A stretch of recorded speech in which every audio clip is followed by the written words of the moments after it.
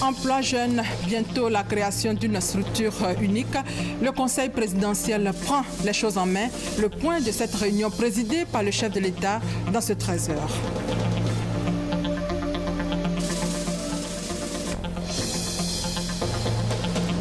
Dans ce 13h également, le gouvernement lance l'opération Abidjan Ville Propre à Yopougon.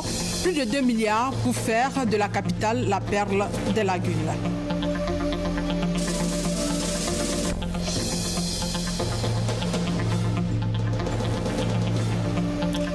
Et enfin, dans moins de 3 heures, le coup d'envoi de la grand-messe du football africain à Bata, en Guinée équatoriale.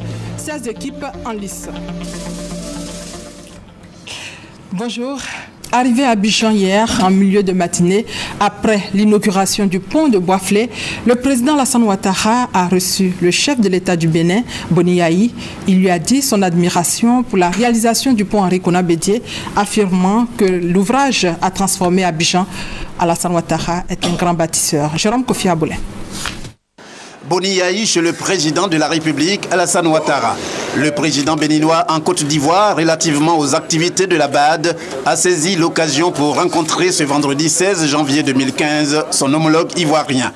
La rencontre s'est déroulée au palais présidentiel. Les deux chefs d'État, visiblement heureux de se retrouver, ont tenu un point presse pour essentiellement évoquer l'excellence des relations entre leurs deux pays. Je n'ai pas besoin d'insister sur les relations particulière, je dirais même séculaire, entre le Bénin et la Côte d'Ivoire. Et vous-même et nous sommes vraiment des frères, des amis. Donc merci d'être passé nous saluer à l'occasion de votre visite à la Banque africaine de développement.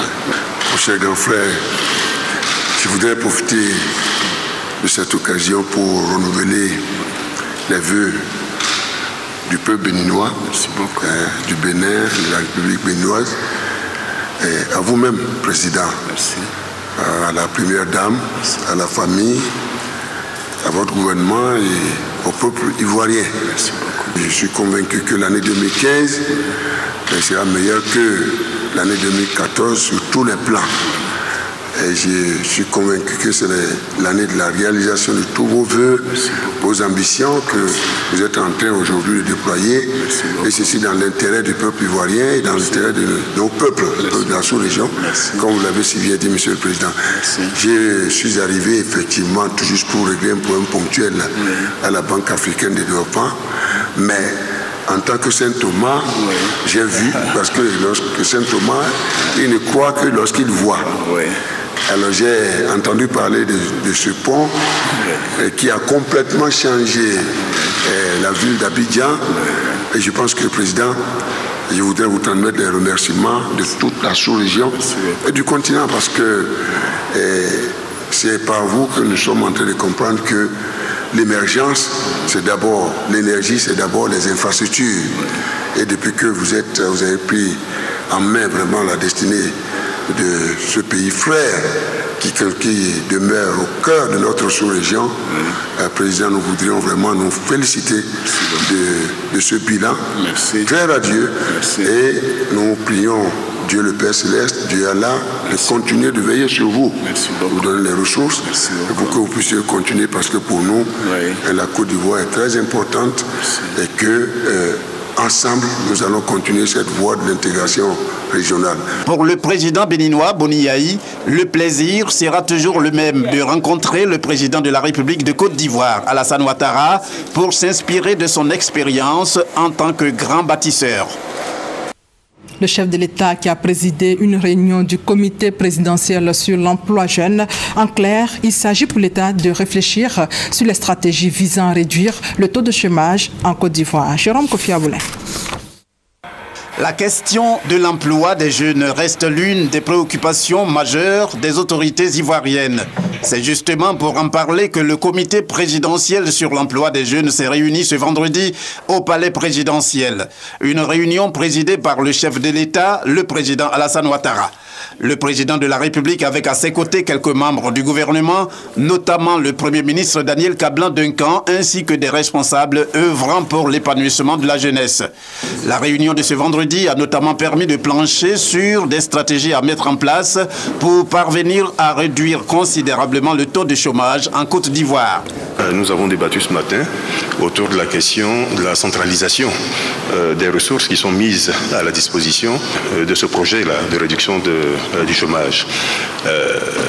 Et ce qui ressort des échanges que nous venons d'avoir, c'est qu'il va être créé une structure unique qui permettra donc d'améliorer les conditions, d'améliorer également l'efficacité de l'utilisation des ressources mises à la disposition de notre pays par le budget de l'État et par les bailleurs de fonds, et qui permettra également de rationaliser les coûts de gestion de cette problématique.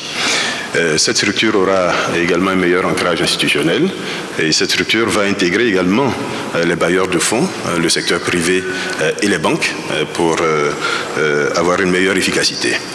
Le Premier ministre et les ministres qui sont en charge de la question de l'emploi ont été instruits par le chef de l'État pour poursuivre la réflexion. Donc des réunions auront lieu dans les prochaines semaines. L'objectif étant qu'à la fin du premier trimestre 2015, au plus tard, nous puissions venir avec des propositions qui sont concrètes, qui sont pragmatiques et qui permettent durablement, en tout cas, de donner du travail à nos jeunes. La Côte d'Ivoire aspirant à être un pays émergent, la jeunesse pour le gouvernement et le chef de l'État, le président Alassane Ouattara apparaît comme l'un des maillons essentiels sur lesquels il faut miser pour atteindre ce but. La question de l'emploi jeune donc fait partie des priorités du président de la République et du gouvernement. Une étude sur le devenir des diplômés de l'enseignement technique et de la formation professionnelle est en cours, nous dit Emmanuel Niamé. Que deviennent les diplômés de l'enseignement technique, de la formation professionnelle et de l'enseignement supérieur après leurs études?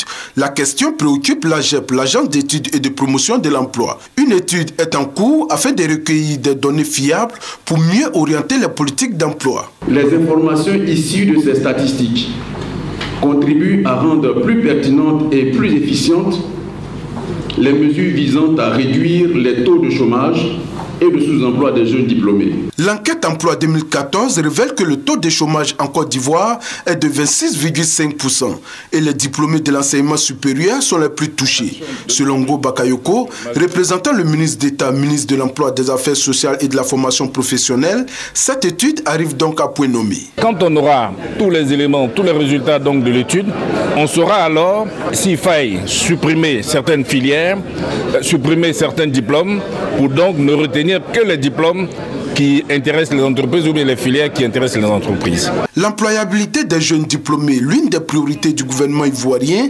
s'inscrit dans la nouvelle stratégie de développement du capital humain de la BAD pour la période 2014-2018, selon les représentants de l'institution à cette cérémonie. C'est pourquoi cette étude sur le devenir des diplômés de l'enseignement technique et de la formation professionnelle ainsi que de l'enseignement supérieur est financée par la BAD, qui entend soutenir toutes les initiatives du gouvernement ivoirien visant à trouver une solution au chômage. Appelée-la désormais Nana Tano Ama, la première dame a été faite reine-mère du royaume de l'Indénié pour son courage, pour ses actions sociales en faveur des démunis. Sur place, Dominique Ouattara a fait don de plus de 335 millions de francs CFA. Mobilisation totale, accueil chaleureux au cours de cette visite dans la région. Ambiance et commentaires, Viviane Aïmé. Mobilisation exceptionnelle de tout l'Indénié du Hablin pour recevoir ce jeudi 15 janvier la première dame de Côte d'Ivoire, Dominique Ouattara. Depuis Adzopé, les populations sont sorties massivement, obligeant le cortège de la première dame à faire une escale. Une seconde escale a coupé devant la ferveur des populations de cette localité. Puis une troisième escale à Anéassué. C'est à la tombée du jour que le cortège est arrivé à Abengourou. L'état défectueux de la route et les travaux encore inachevés de la nouvelle voie en construction, tous ces facteurs n'ont pas réussi à décourager la détermination de la première dame. De même, les populations d'Abengourou, sorties massivement, demeuraient mobilisées malgré la longue attente et la tombée du jour. pour dire Akuaba à la première dame Dominique Ouattara. Autorités administratives, élus, autorités coutumières, cadres, hommes, femmes, ils étaient là, tous pour témoigner leur joie de recevoir la première dame de Côte d'Ivoire. Le vendredi matin, lendemain de son arrivée à Bengourou, chef-lieu de la région de l'Indénié Djuablin, les rois Nanamboa Kwasi III, roi de l'Indénié, et Agnini Bilé II, roi du Djuablin, devaient à leur tour recevoir la première dame de Côte d'Ivoire et lui dire merci pour sa présence dans l'Indénié Djuablin. En signe de respect et de considération, la première dame de Côte d'Ivoire a été reçue à la cour royale de l'Indénié selon toutes les règles de préséance de cette cour royale. Devant toute la cour, la première dame a reçu une insigne distinction du roi Nanamboa Kwasi III. Elle a été intronisée reine-mère du nom de Tanoama, la première reine-mère de l'Indénie.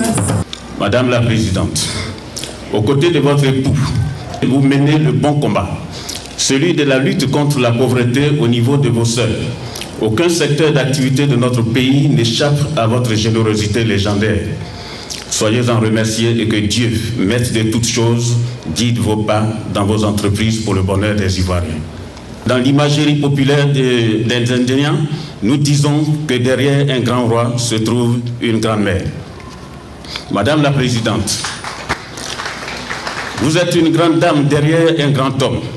En votre qualité de premier soutien et de première conseillère discrète de votre cher époux, tout comme la reine-mère aux côtés du roi, Sa Majesté Nanamboa Kwasi III vous prie d'accepter au nom du royaume de l'Indénié le nom de Tano Ama, première reine-mère qui a contribué à la création,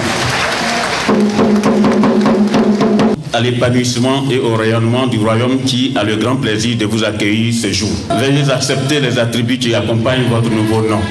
Désormais reine-mère de l'Indénié, la première dame de Côte d'Ivoire a fait un tour d'honneur paré de ses attributs royaux. Son porte-parole a traduit au roi et à sa cour toute sa gratitude. Un échange de cadeaux a couronné cette cérémonie. La cour royale de l'Indénié a offert à sa reine-mère Tanoama plusieurs cadeaux, dont un siège royal et les attributs qui l'accompagnent, ainsi que 2 tableaux d'art. La reine-mère, de son côté, a offert une enveloppe de 4 millions de francs destinée aux notables de la cour royale de l'Indénié et du Djuablin et aux femmes commiens de la cour royale de l'Indénié. Cette cérémonie terminée, toute la cour royale de l'Indénié, avec en tête les rois Nanamboa Kwasi III et Agnini Bilé II du Djuablin, devait se rendre au stade Henri Konan Bédié pour la grande rencontre que devait avoir la première dame de Côte d'Ivoire avec les femmes et l'ensemble des populations de l'Indénié Djuablin. Les ordures, vous les voyez partout aujourd'hui à Abidjan. Mais dans quelques jours, cela sera un vieux souvenir. Abidjan aura un beau visage. L'opération Abidjan Ville Propre a été lancée hier à Yopougon par le Premier ministre. Opération qui va coûter plus de 2 milliards de francs CFA, nous dit Hervé Blé. Un constat qui peut se faire aujourd'hui aisément. Le district d'Abidjan connaît un état d'insalubrité qui est préjudiciable à son image touristique, à son économie et à la santé de sa population. C'est une bonne chose de nettoyer des rues qui sont sales comme ça. Comme ça, il y a beaucoup de maladies qui viennent. Après ça, à la santé derrière. Pour un environnement sain et équilibré dans le district autonome d'Abidjan, le gouvernement a en effet décidé de lancer l'opération Abidjan Ville Propre. Le président de la République, son Excellence Alassane Ouattara, a décidé de mettre immédiatement à la disposition du ministère de l'Environnement une somme de 2,2 milliards de francs CFA à l'effet de ramener en quelques semaines la salubrité du district autonome d'Abidjan à un niveau acceptable et satisfaisant.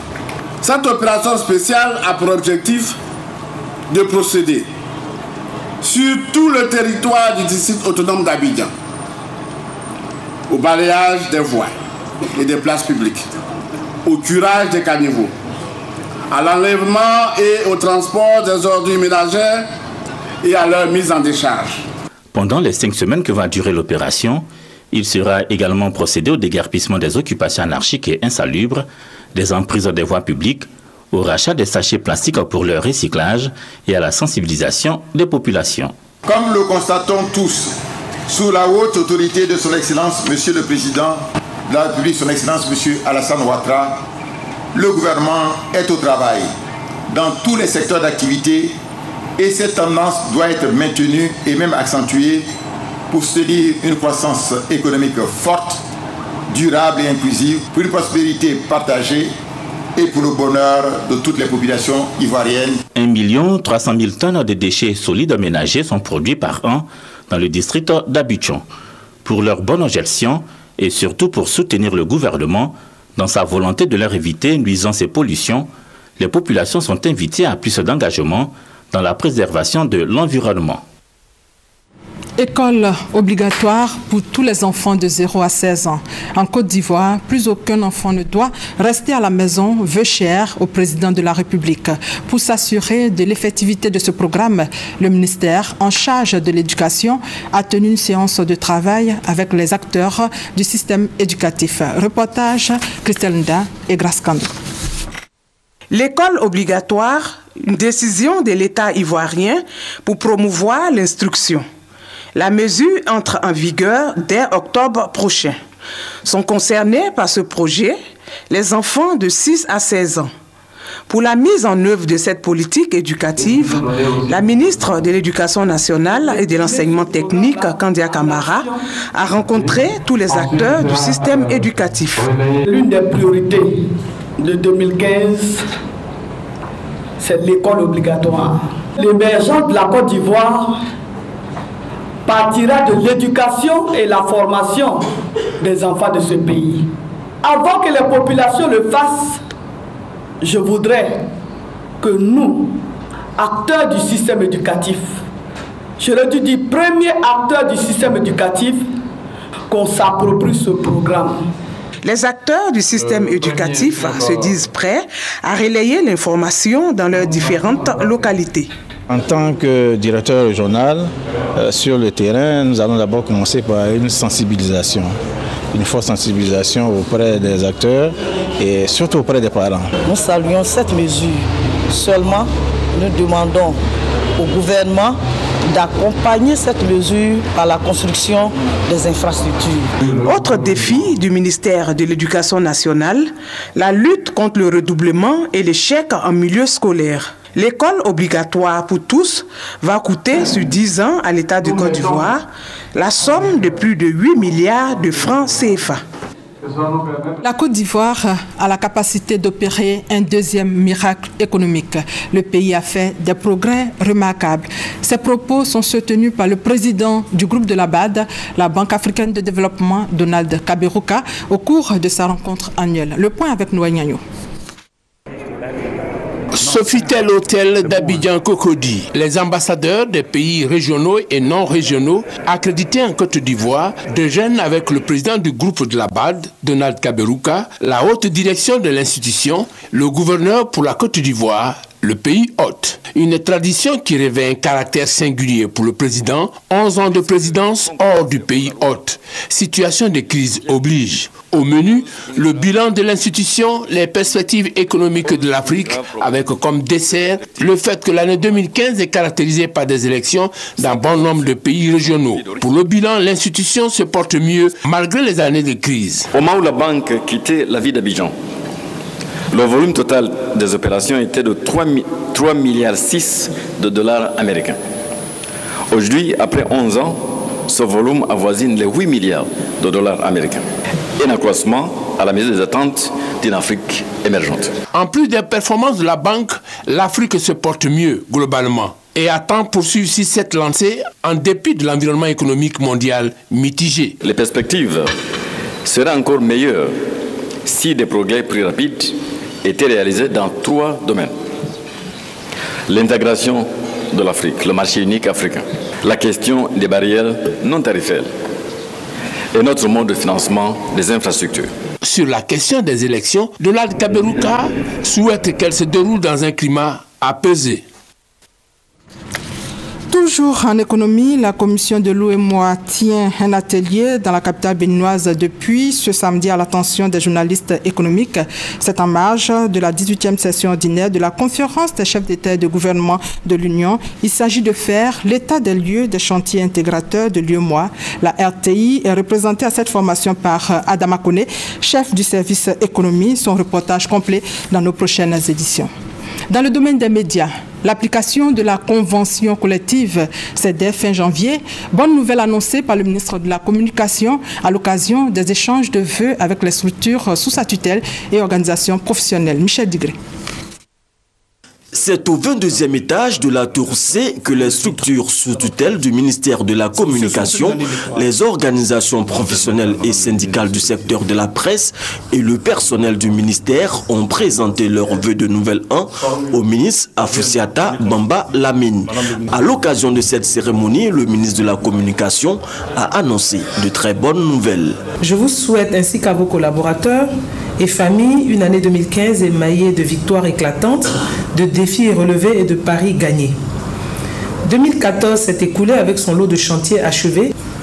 Je mentionnerai la subvention de l'État à l'impression des journaux appliquée et revue à la hausse, qui doit être perçue par vous comme une contribution significative du gouvernement à la structuration économique du secteur de la presse. Elle doit permettre ainsi aux entreprises d'appliquer dans la sérénité la convention collective des journalistes et assimilés à compter de la fin de ce mois. Et je vous assure que j'y veillerai donc personnellement. Satisfaits de l'engagement pris par le ministre, les acteurs du secteur de la presse espèrent l'année 2015 encore plus fructueuse. Les journalistes ivoiriens, à travers leurs organisations professionnelles au nom desquelles j'interviens, saluent ces différentes avancées. Allons-nous avoir une moisson plus abondante en 2015 ? Le ministre Afoussiata Bamba Lamine rassure. Déjà, ce que je peux vous dire, c'est que j'ai mis tout en œuvre pour que la nouvelle mouture du régime juridique de la presse soit votée donc dans les meilleurs délais par le Parlement. À l'AIP, il a été procédé à l'installation de son conseil de gestion à laquelle s'ajoute l'abonnement groupé du gouvernement et d'autres institutions également, qui devrait permettre à ce média d'État d'accroître ses ressources. C'est le lieu de rassurer son personnel que des démarches sont entreprises pour le paiement effectif des primes. Il en est de même pour les agents du Conseil supérieur de la publicité. Les structures sous tutelle ont été félicitées pour les performances réalisées en 2014, notamment la radiodiffusion télévision ivoirienne. L'émission de divertissement Interville, et ça c'est pour le DG de la RTI, qui a connu un franc succès auprès du grand public, la rénovation du cadre de vie des travailleurs et le déploiement de RTI2 à Boaké et à Mans sont les actions majeures à mettre à l'actif de la RTI et de son directeur général. Pour 2015, année électorale, le ministre de la Communication a invité la presse à plus de professionnalisme pour des élections apaisées en Côte d'Ivoire. Modernisation de l'aéroport Félix Houphouët-Boigny. Le ministre des Transports, Gaussou Touré, et son collègue Abdrahmane Cissé, ministre en charge du budget, ont signé une convention de délégation des services d'assistance en escale de l'aéroport. C'est Fora Zegui et Serge Kolia pour plus de détails. Selon la volonté du président de la République de faire de l'aéroport international Félix Houphouët-Boigny d'Abidjan un aéroport de classe mondiale, une vaste opération de modernisation a été entreprise par le ministère des Transports. L'obtention de la certification TSA, Transport, Sécurité, Administration, s'inscrit dans cette vision. D'où l'intérêt de cette signature de convention de délégation des services d'assistance en escale de l'aéroport Félix Houphouët-Boigny d'Abidjan. Cette convention implique le ministère des Transports, le ministère en charge du budget et la Nationale Aviation Service, en abrégé NAS. Pour nous, c'est un très bon accord. Parce qu'aujourd'hui, grâce à l'ouverture sur le plan international, nous avons un opérateur de référence en matière de handling. Et cela nous fait plaisir parce que le service d'assistance à l'escale est un volet très important de la certification de l'aéroport Félix Houphouët-Boigny. La société NAS a exprimé sa fierté pour la confiance accordée à sa structure. Notre but est d'amener notre savoir-faire localement, de pouvoir donner au peuple ivoirien la possibilité d'avoir un aéroport ouvert sur le monde, digne de la qualité de ces infrastructures et permettre également à d'autres compagnies aériennes de desservir Abidjan. Sur cette entreprise soumissionnaire, NAS a été sélectionnée sur la base de ses références internationales. L'entreprise doit verser à l'État de Côte d'Ivoire 8 milliards de francs CFA pour son droit d'entrée. La convention va durer 10 ans avec des investissements estimés à 20 milliards de francs CFA. À Abidjan, vous le savez tous, les cautions des maisons donnent des migraines. Une villa de 5 pièces à Cocody peut peut-être coûter 500 000 francs CFA par mois. Les propriétaires demanderont une caution de 5 mois, plus frais d'agence 1 mois. En clair, 6 mois de caution. Donc, vous aviez à débourser 3 millions de francs CFA pour habiter la maison. C'est difficile à supporter, même très difficile, et ça dure des années. Aujourd'hui, l'État s'active à mettre fin à cette situation. Bientôt, une loi pour régulariser le secteur. Et nous reviendrons sur ce reportage d'Éric Goré dans nos prochaines éditions spéciales. C'est la fin de ce 13h réalisé par Mariette Alangba et Arlène Poka. Merci de votre fidélité et bonne fête du football à tous.